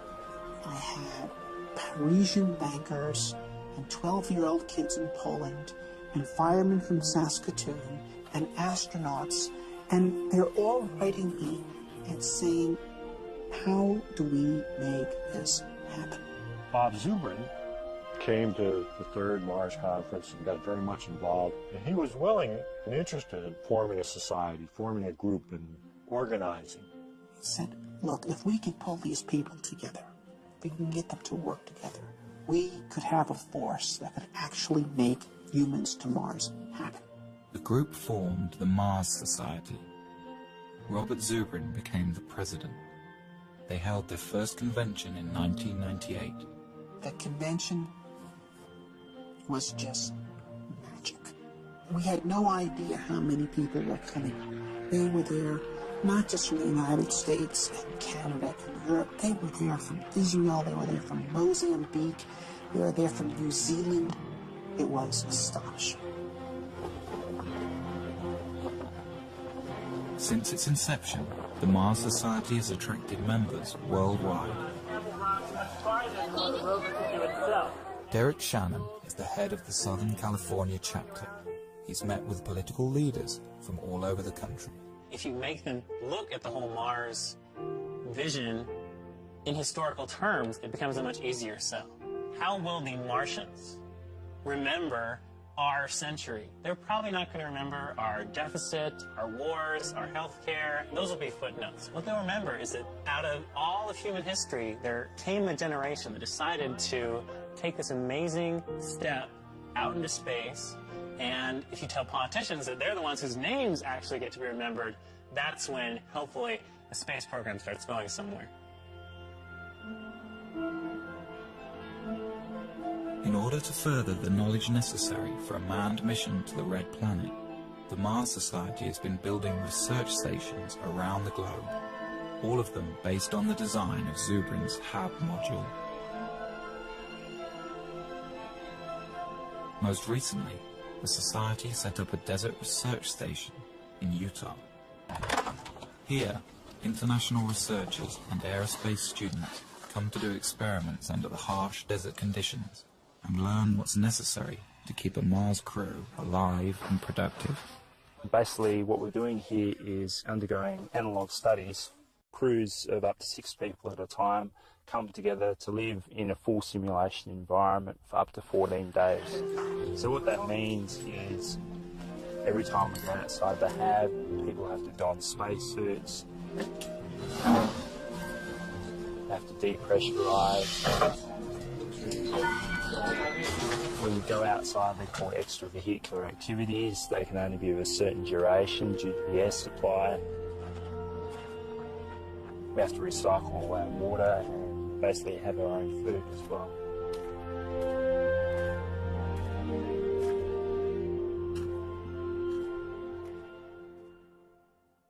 It's great to fantasize, but it's another thing when you have to put it together, when the nuts have to fit the bolts.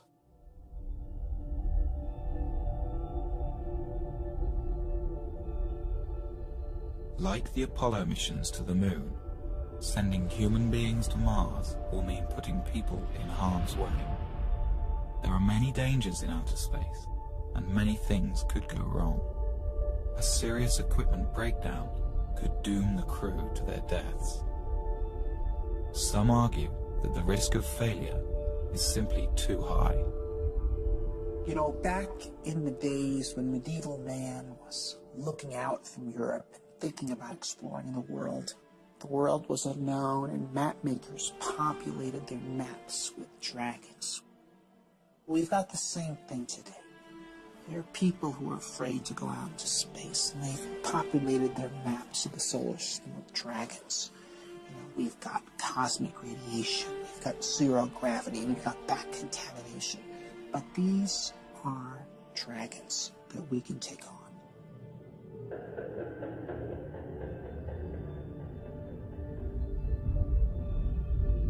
There are two kinds of radiation astronauts must contend with in outer space: solar flares and cosmic rays. Solar flares are floods of protons that burst from the sun at irregular intervals and would be dangerous to an unshielded human crew. We are not ready to send humans to Mars right now. We've got to know a lot more about radiation and radiation mitigation. One of the Apollo flights barely missed, like by a week, a major solar event. If it had gone off when the Apollo astronauts were on the way back and forth to the moon, they would have gotten their entire lifetime radiation dose in that one mission. And that's just one solar flare. So that's why we worry about this. In the Mars Direct plan, Zubrin envisions a central insulated core where a crew can retreat to while the radiation passes by. The core would be surrounded by all the provisions of the mission. This should stop any harmful dose of radiation from reaching the astronauts. Basically, you use your pantry as your storm shelter. So a solar flare happens, the alarm bell rings, the crew goes into the storm shelter, they stay in there cramped up pretty tight for a few hours until the all clear rings and they come out. This is going to happen once, it might happen twice in the course of the mission. A second type of radiation is cosmic rays. This constant rain of charged particles comes from interstellar space and cannot be avoided without many meters of shielding. We can experience some of this type of radiation on Earth at high altitudes. Airline pilots who spend their careers flying high in the atmosphere can receive almost as much of this radiation throughout their life as a Mars astronaut would on a 2.5-year mission. It's a long trip. It's a 6-month trip there, a 6-month trip back. Is probably a year on the surface. That's a lot of radiation. The best estimates are that the magnitude of that dose is not that great, perhaps 60 rem of radiation scattered over 2.5 years. Now, 60 rem of radiation delivered over a long period of time like that would not create any noticeable effects at all. It would, though it is believed, increase your statistical risk of getting cancer at some point later in your life by about 1%. Right now, if you're an average American and you do not smoke, you have a 20% chance you're going to die of cancer. This would make it 21. If you're an average American smoker, it's 40. So in fact, if you recruited the Mars crew out of smokers and sent them to Mars without their tobacco, you would be reducing their chance of getting cancer.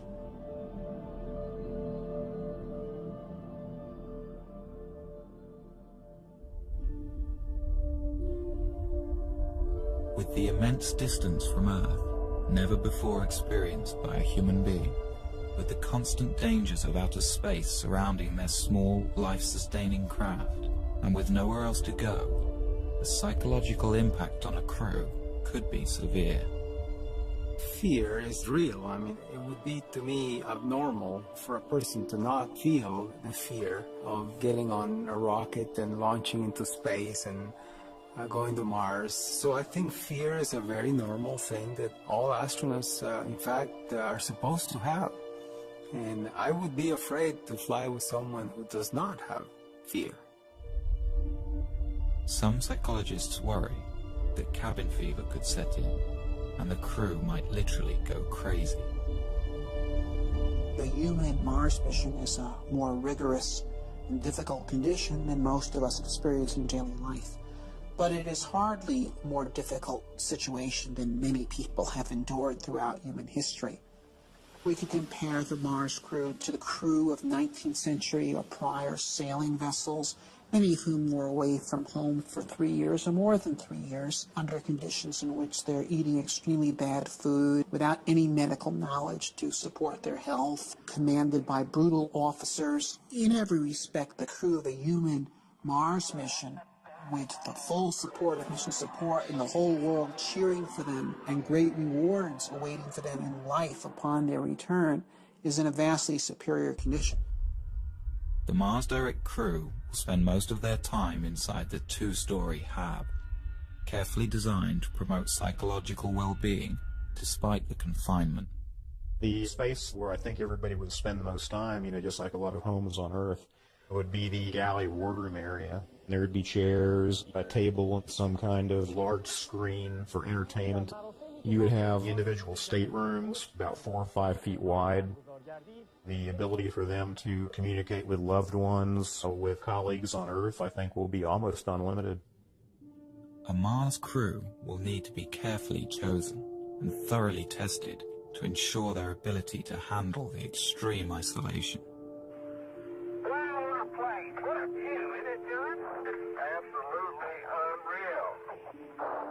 John Young, who went to the moon, used to say that he could cover the Earth by just lifting his thumb up to it. And he says that when you go to Mars, you are going to redefine the concept of loneliness. And so it is very important that the crew be well balanced and well chosen so that they can support each other. Whoever gets picked to go, they will have to learn to live together for 2.5 years. If you put out a call for volunteers for the first crew to Mars, they'd be lined up coast to coast. Most people recognize what's left after you go is the good you left behind.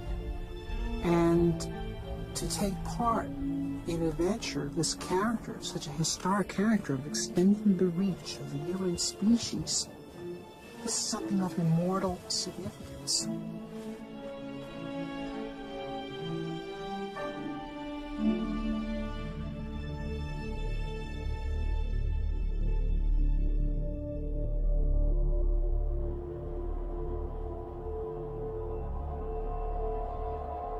One of the most bogus threats associated with the Mars mission is the so-called back contamination issue, which is this notion that you go to Mars and discover these virulent disease organisms that you bring back to Earth and destroy all life on Earth.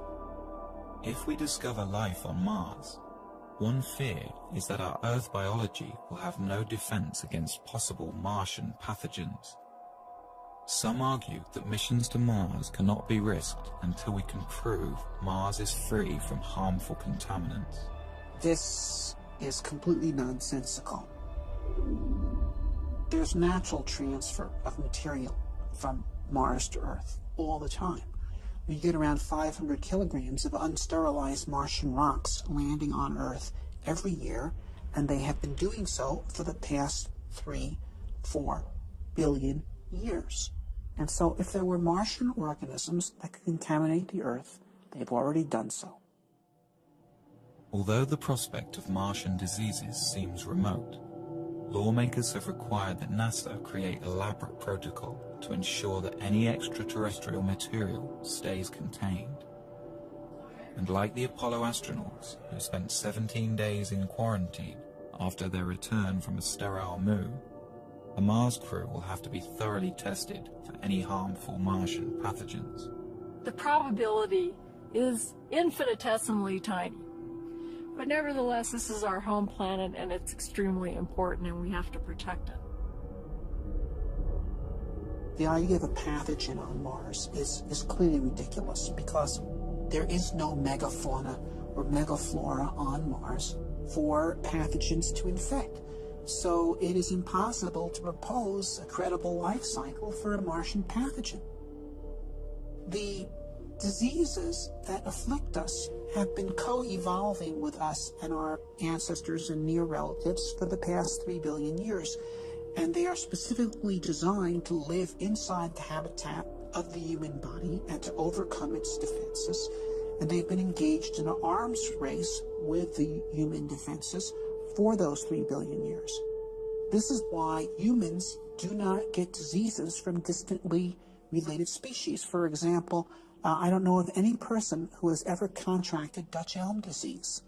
And trees don't get colds.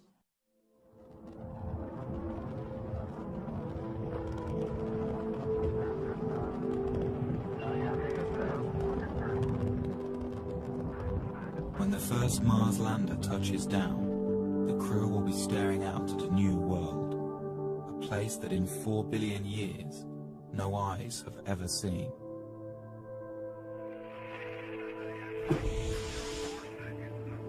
The crew won't be alone. Millions of television viewers back home will be watching as the first man or woman places their footprint into the rust-colored soil. The crew will savor these moments, for here, someday, a new branch of civilization might begin. and future Martians will remember and celebrate this day.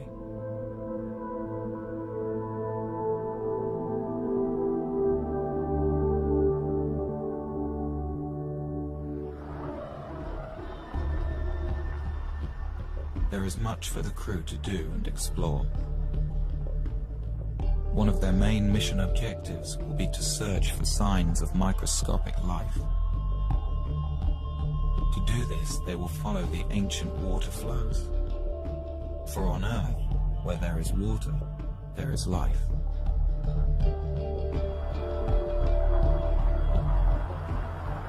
To help the crew in their search, they will have a pressurized rover that allows them to explore in a comfortable, shirt-sleeve environment.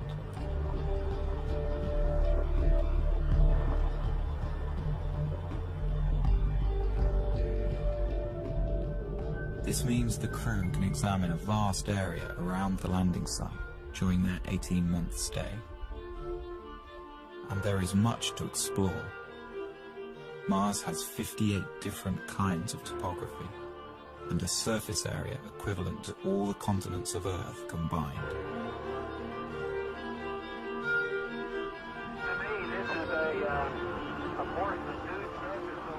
If these explorers can uncover the fossilized remnants of indigenous Martian life, they will redefine mankind's understanding of its place in the universe.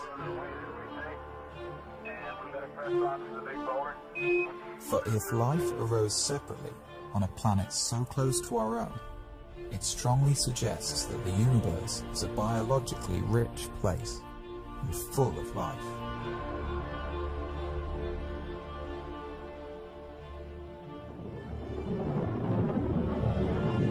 For some, the ultimate question of Mars, though, is will there be human settlements on the planet? Will Mars become a new branch of human civilization?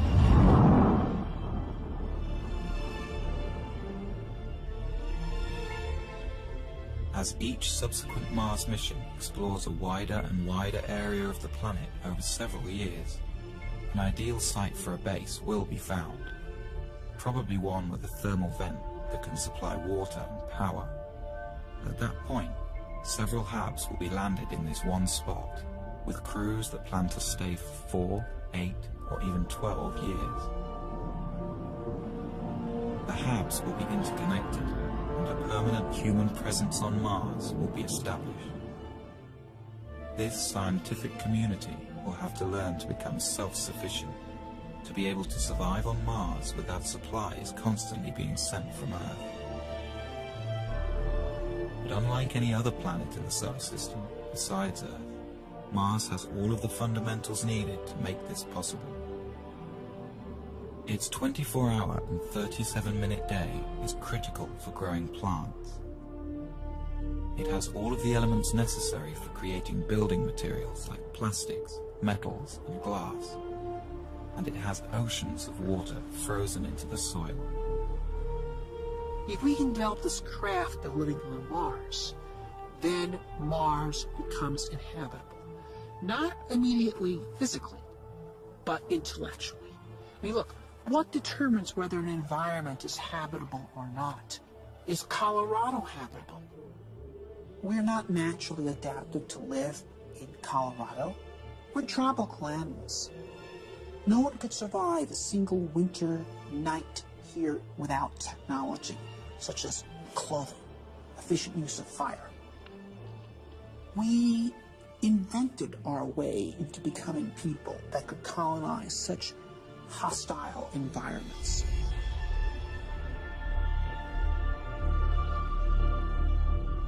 Eventually, with a lot of ingenuity and invention, the scientists will learn to live off the land. They will grow crops in the iron-rich but potassium-poor soil. And they will produce oxygen and energy from the water and atmosphere.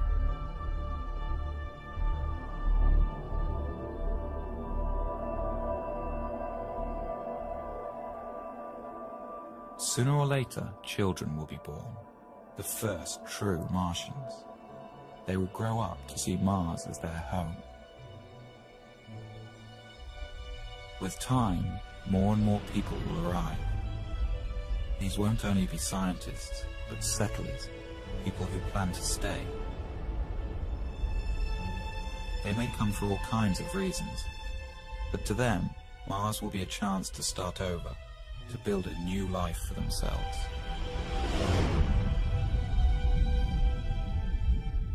The well of human social thought is not exhausted by the present age, and I don't think will ever be exhausted. There will always be people with new ideas on how humans should live together. With Mars so far away, the hold of Earth governments on their colonies will be tenuous. The Martians will need to govern themselves. Mars is not going to be a utopia. Mars is going to be a lab. It's an open frontier. It's a place where things are going to be tried out. I think we'll see a lot of noble experiments on Mars.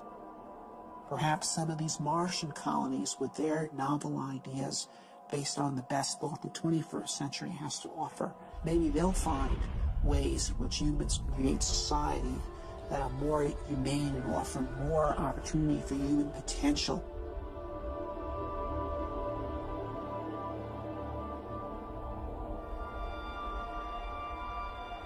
The ultimate dream of the Martians will be to terraform their planet, to make Mars as hospitable as Earth. This may not be as big a fantasy as it seems. Here we are on Earth, a world that's very sophisticated and developed and complete. And anything we do is just a subtraction. It's because we live in such a biologically rich planet. When we go to Mars, we have an opportunity that we don't have on Earth. Here's a planet that's died. Here's a world that's not full of biology, probably doesn't have any at all. Well, there, we can actually do something to help.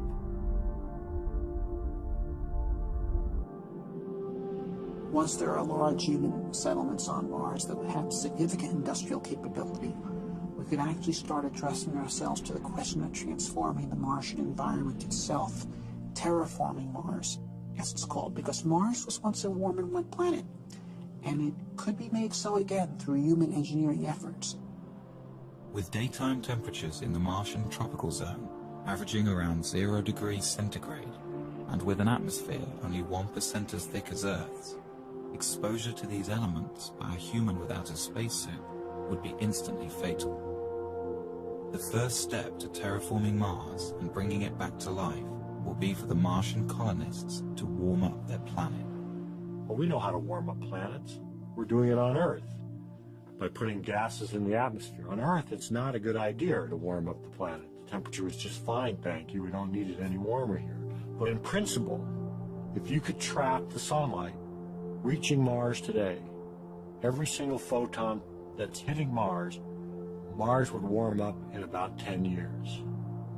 Well, obviously you can't trap every single photon that's hitting Mars, but you can trap about 10% of them with the greenhouse effect.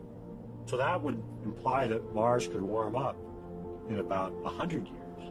Well, 100 years is a long time, but it's not astronomically long. One idea is to build small, automated factories that produce super greenhouse gases with no ozone-depleting side effects. Although these gases would be unwelcome on Earth, for the Martians they would be an efficient way to trap heat. Then within a few decades, we would raise Mars by more than 10 degrees centigrade. And if you did that, that would cause massive amounts of carbon dioxide that is currently absorbed into the Martian soil to start to outgas. Carbon dioxide is also a natural greenhouse gas. As it builds up in the atmosphere, more and more heat will be trapped, which will in turn cause more CO2 to outgas. The process will become automatic, and as the atmosphere thickens, Mars will eventually reach a state of equilibrium and stay warm naturally.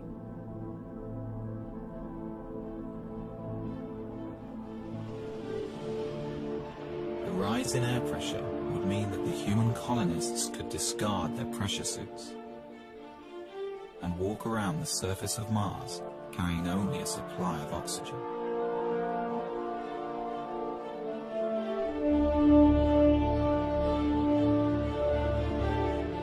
And as the temperatures rise on Mars, water frozen into the soil will begin to melt out. And for the second time in its history, Mars would have liquid water on its surface. Dry Martian rivers will start to flow. Seas will rise. And there will be rain clouds in the skies.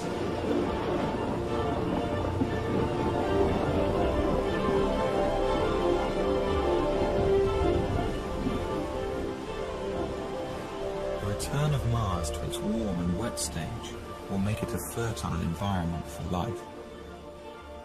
Any indigenous Martian organisms lying dormant will begin to grow, and Mars will be full of Martians.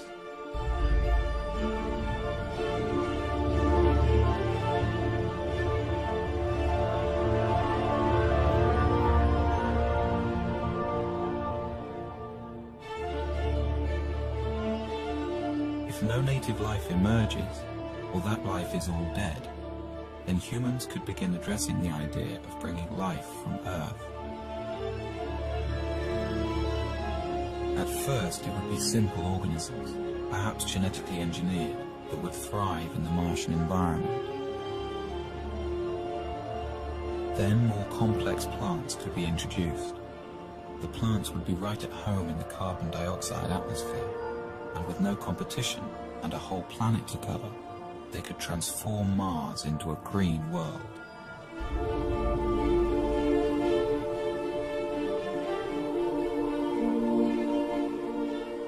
Warming Mars so that it sustains life is rapid, but then the slow process of making the atmosphere breathable for humans and animals starts, and that's done by plants. Although the process will happen naturally, if the colonists can't find a quicker way, it will take tens of thousands of years. This is a philosophical debate. Many people think the universe has a big sign on it that says, "Do not touch. Leave it alone. It was made this way. It is not in our purview as human beings to change anything." I can respect that view, although I disagree with it. I think the universe has a big sign on it that says, "Go forth and spread life." Because when I look around the universe, I think life is the most amazing thing we see. It is just incredible. And we human beings are uniquely positioned to help spread life from this little tiny planet, which it seems to have started on, beyond. And that's our gift.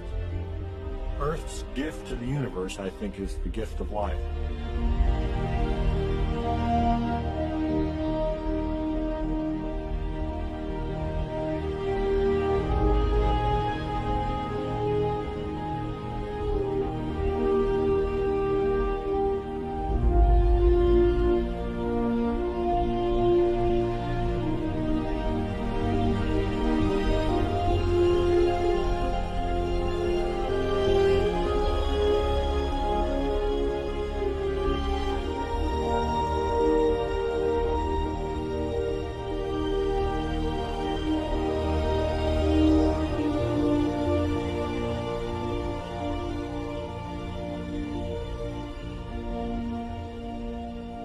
This scheme for terraforming Mars is based on 20th century notions of engineering.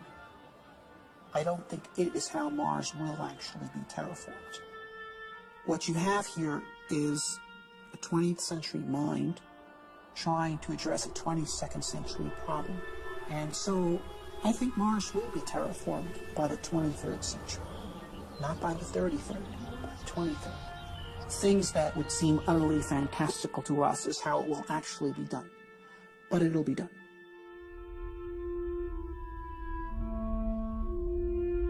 We're at a crossroads today. We either muster the courage to go, or we risk the possibility of stagnation and decay. The exploration of the solar system and expanding of life to the rest of our solar system and someday beyond is the kind of thing that will keep our civilization going. We're explorers by nature. Eventually we will go to the stars. And the question is, when will we start? I think a man-Mars mission could happen within 15 years. Some days I'm very optimistic. I think we can do it in 10, maybe 15 years. Other days I see all the political things that go into the space program. I look back under 30 years we've been bogged down, and I get more negative about it, and I say it's going to be another 3 decades or 4 decades. Yeah, I would be surprised if we got to Mars prior to 2025 or 2030. In May of 2018. Understanding the various political obstacles that exist and what we need to fight through to get the program started, I believe that we will be on Mars by 2020.